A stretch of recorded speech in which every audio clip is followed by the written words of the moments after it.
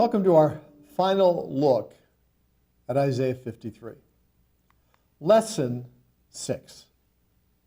This very, very important passage for Jewish evangelism. I hope you've learned from this.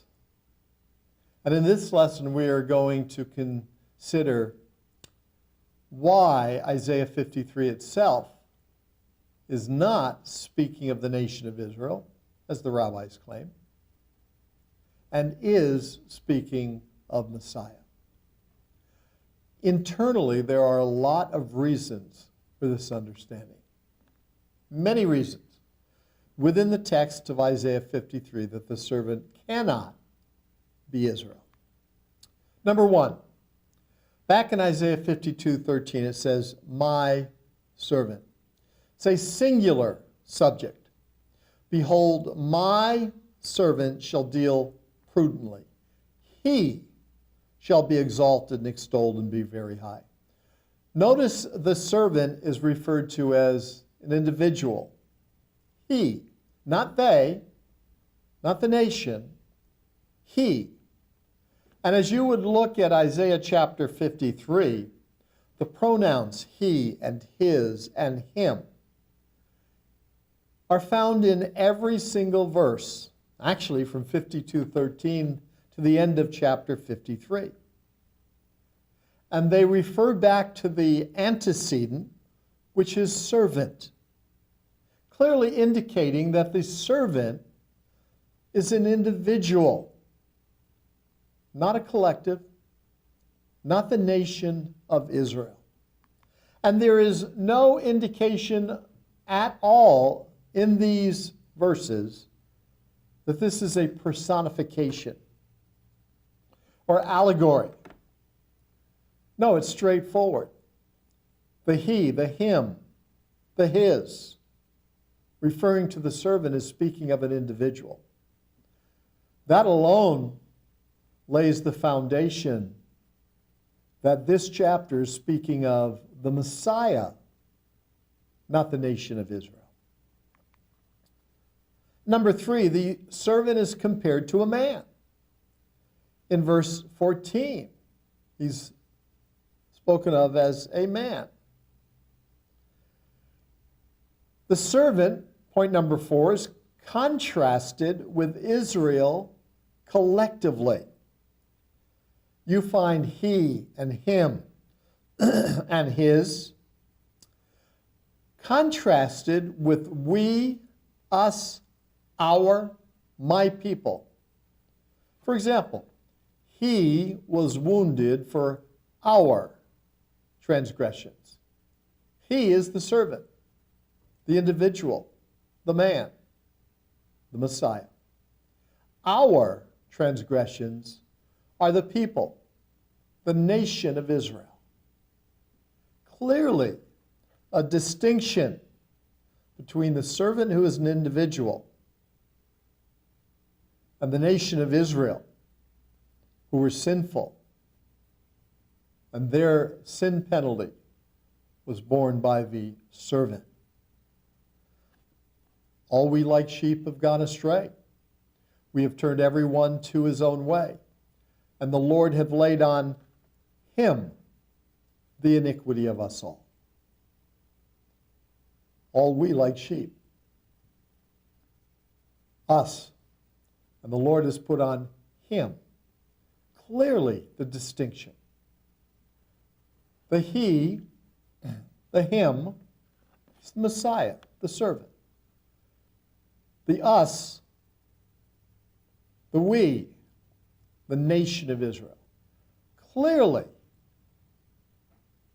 distinguishing between the servant as an individual and the nation of Israel. We learn in verse 11 of Isaiah 53 that the servant of Isaiah 53 is righteous. By his knowledge shall my righteous servant justify many. In contrast to Israel, the very first chapter of this book, in verses 4 through 6, Israel is referred to as sick and sinful nation. and that there is no soundness in it.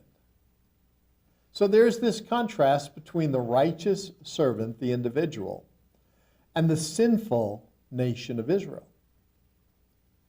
Going back to point number 4, that's why the servant would bear the penalty for the sins of the collective, of the nation. He was wounded for our transgressions. So the servant is righteous in Isaiah 53. Israel, which in portions of the Word of God is referred to as servant. They are the chosen people, the nation of Israel. But they are sinful. Can't be the same. Point number 6, the servant is innocent. He had done no violence, neither was any deceit in his mouth. He was wounded for our transgressions. He was innocent, completely innocent. And God never said that Israel would suffer for being innocent. As Israel was told that she would be punished or suffer for disobedience and rebellion. Deuteronomy, for example, 28 verse 15 and subsequent verses.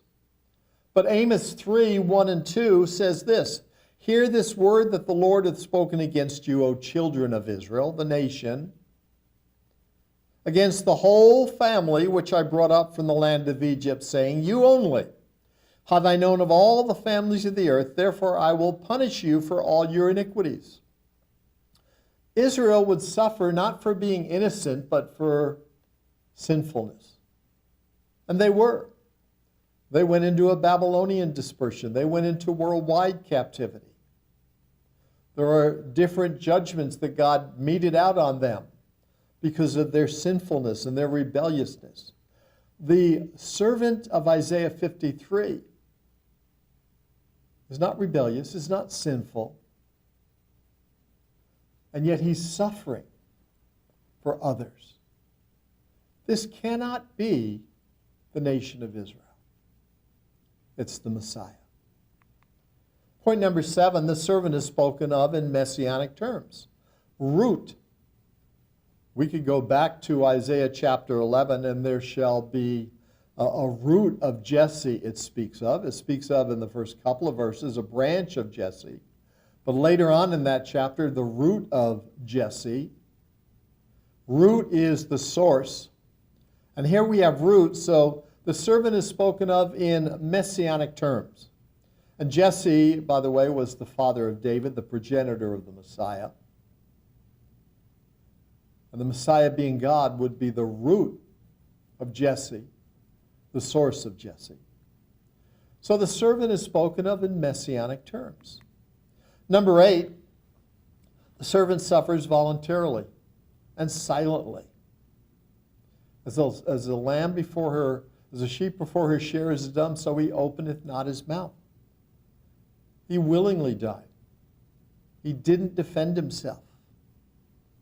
In contrast, the Jewish people have always protested and even resisted in persecution. Even in the Holocaust, you might see many pictures of Jewish people just walking with hands up, ultimately to be executed in mass graves. But there was much resistance against the Nazis. For example, the Warsaw Ghetto, where they resisted. But the servant suffered voluntarily and silently. The Jewish people as a nation have not done this. The servant undergoes a legal trial, Isaiah 53:8. Didn't happen to the nation of Israel, but it did for the servant. The servant dies. He was cut off out of the land of the living. Now, there have been numerous attempts to destroy the Jewish people, yet they live. Hitler wanted to destroy the Jewish people. He failed.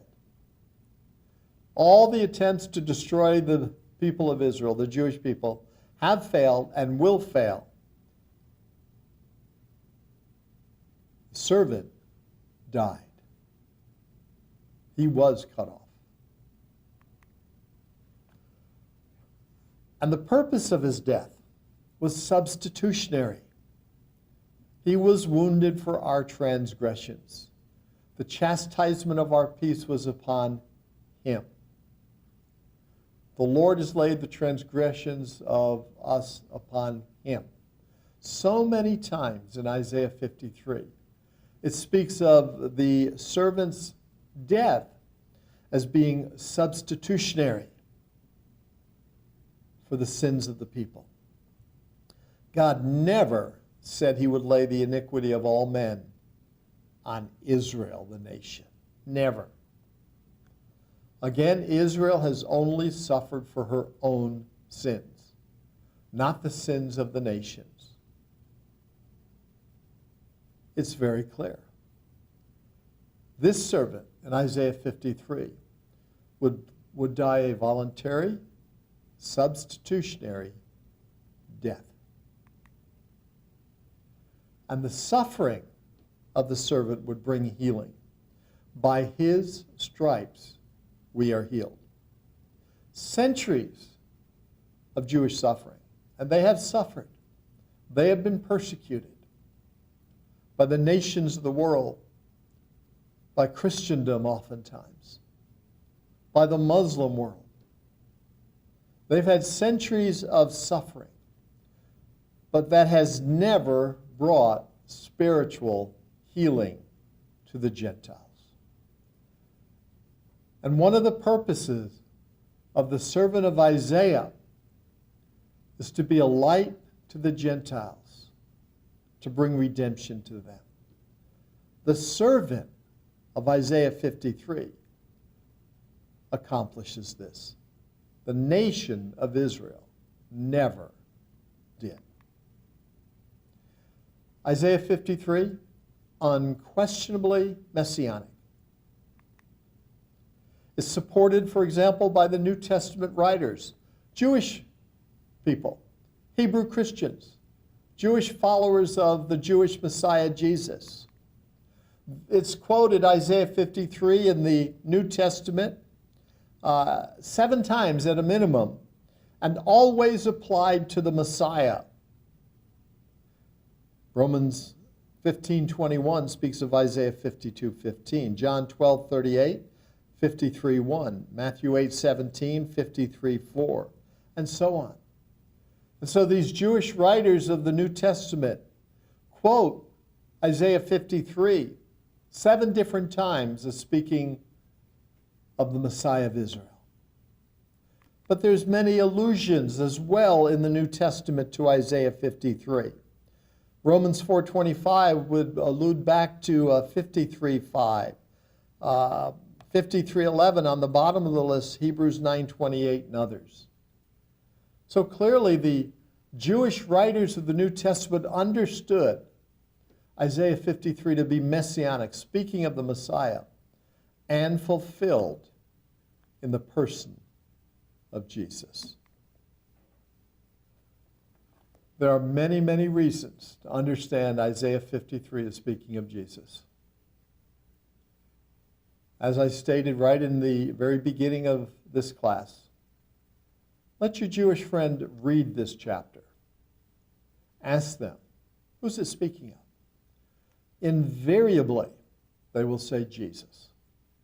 Now, they might add, well, it's because it's the New Testament, which we know it's not. You can clarify that. But the point being, just a superficial look at this chapter, it speaks of Jesus. An in-depth look at this chapter, it speaks of the Messiah, ultimately of Jesus. A contextual look at this chapter, starting in chapter 40 of Isaiah, the servant is the Messiah, speaking of Jesus. It is the best passage to use in Jewish evangelism. Understand it, learn it, and share it for the glory of God. Shalom.